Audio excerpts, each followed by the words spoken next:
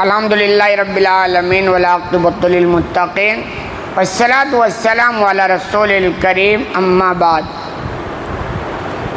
باتیں چند قبائل کے تعلق سے، یعنی جن کا تذکرہ ہوا ہے حدیث میں، انہیں کے تعلق سے چل رہی ہیں۔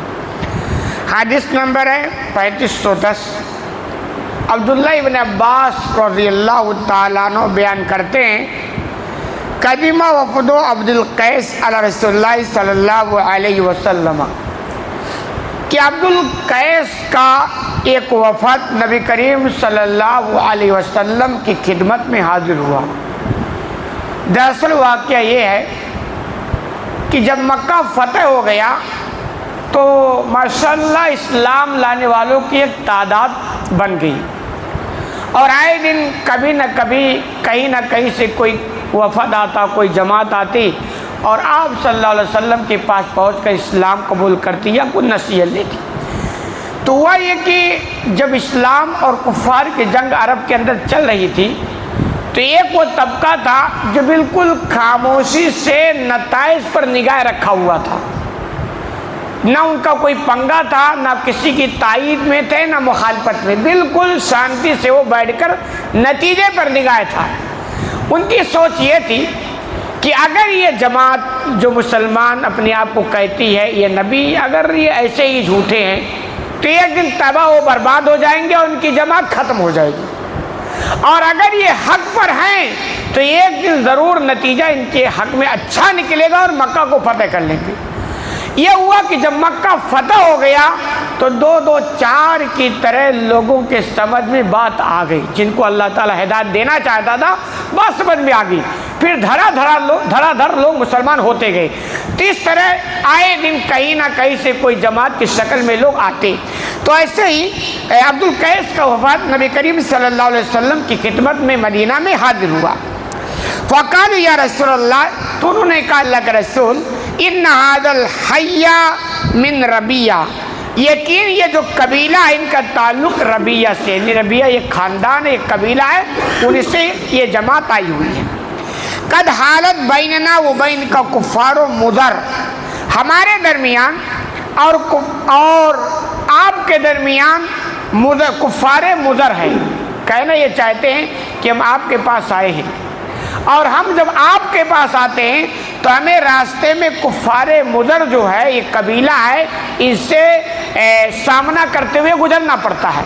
اور چونکہ یہ بدماش ہے، ان کی بدماشی یا تو مسلمان ہونے کی وجہ سے ہے کہ مسلمان ہو گئے ہمارے ساتھ بدماشی کرتے ہیں، یا تو عربوں کا عام جو دستور تھا کہ لوٹ گھسوٹ چلتا تھا، کوئی قبیلہ محفوظ نہیں ہوتا تھا، اور جو بھی قبیلہ کہیں وفد سفر میں نکلتی تو لوٹ لیا کرتے تھے۔ تو یہی کہنا چاہتے تھے کہ ہمارا درمیان ایک کفار مضر ہے۔ فلسنا نخلص الیک الا بکل شیء حرام، ہم آپ کے پاس حاضر نہیں ہو سکتے ہیں مگر حرمت والے مہینے میں۔ کہنا چاہتے ہیں عرب کے اندر حرمت والا جب مہینہ شروع ہوتا ہے تب لوگ شانتی سے سفر کر لیتے ہیں، ورنہ آسان کام نہیں ہوتا تھا۔ وہ کتنے بھی بگڑے ہوتے نا، یہ تو ہے کہ جب حرمت کا مہینہ شروع ہوتا تو وہ تھوڑا کنٹرول میں آ جاتے، لڑائی جھگڑا بند کر دیتے، لوٹ گھسوٹ بند کر، یہ تھا۔ جیسے آج بھی مسلمان کتنا بگڑا ہو، لیکن رمضان کا مہینہ جب شروع ہوتا ہے نا تو کافی حد تک فرق آ جاتا ہے، اور اس مہینہ کے آنے کے بعد بغیر کوئی تبدیلی نہیں، تو پھر انہیں اپنی بدقسمتی کا رونا چاہیے۔ چنانچہ تو ہی کہہ رہے ہیں کہ حرمت والے مہینے ہم آپ کے پاس آ سکتے ہیں، باقی ہم نہیں آ سکتے کیونکہ حالات اچھے نہیں ہیں۔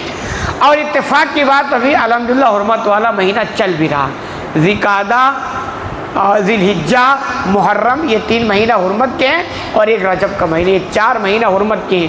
حرمت کا مطلب ہوتا ہے کہ ان مہینوں کا ہمیں احترام کرنا چاہیے، یعنی منکرات سے بچنا چاہیے اور نیکیاں کثرت سے کرنی چاہیے۔ تو یہ مہینہ جب شروع ہو جائے تو ہمیں تھوڑا الرٹ رہنا چاہیے۔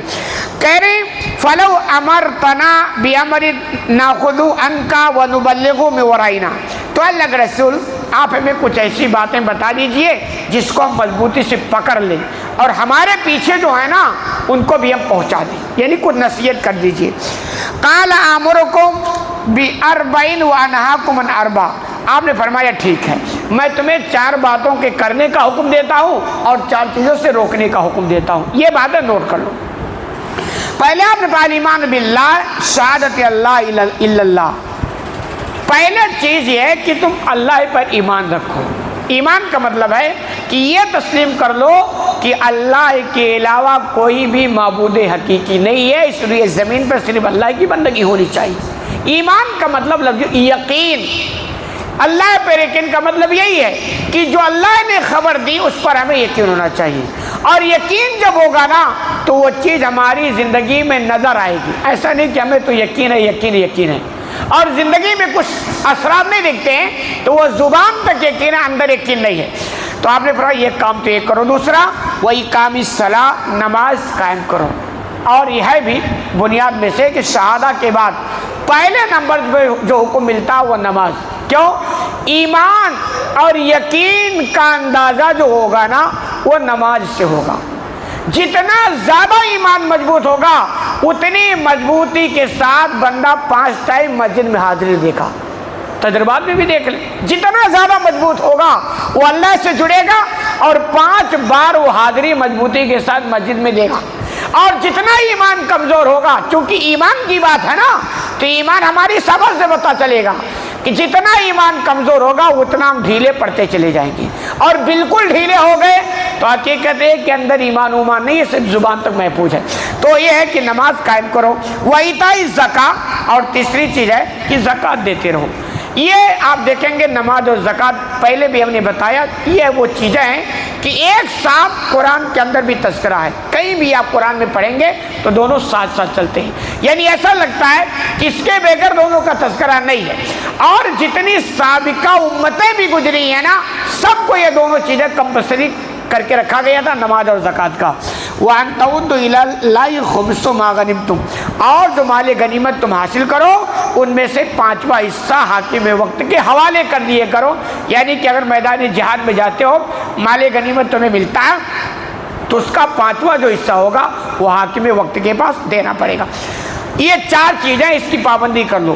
وَأَنْهَاكُمْ عَنِ الدُّبَّاءِ وَالْحَنْتَمِ وَالنَّكِيرِ وَالْمَزَفَّةِ، اور فرمایا کہ میں ان چیزوں سے تمہیں منع کرتا ہوں. کیا؟ ایک تو دبا ہے، حنتم ہے، نکیر ہے، مزفت ہے. یہ 4 ہے. یہ دور جاہلیت کے غالباً وہ برتن ہیں جو وہاں بنائے جاتے تھے اور اس میں شراب وغیرہ کا استعمال ہوتا تھا. تو آپ نے فرمایا ان برتنوں سے اپنے آپ کو بچاؤ، اس کا استعمال اپنے لیے مت کرو. تو 4 چیزوں کو آپ نے کرنے کا حکم دیا اور 4 چیزوں سے آپ نے روکا. یہ ان کو وصیت اور نصیحت کی. اللہ رب العالمین سے دعا ہے کہ العالمین تمہیں کہنے سنے زیادہ عمل کرنے کی توفیق عطا فرمائے.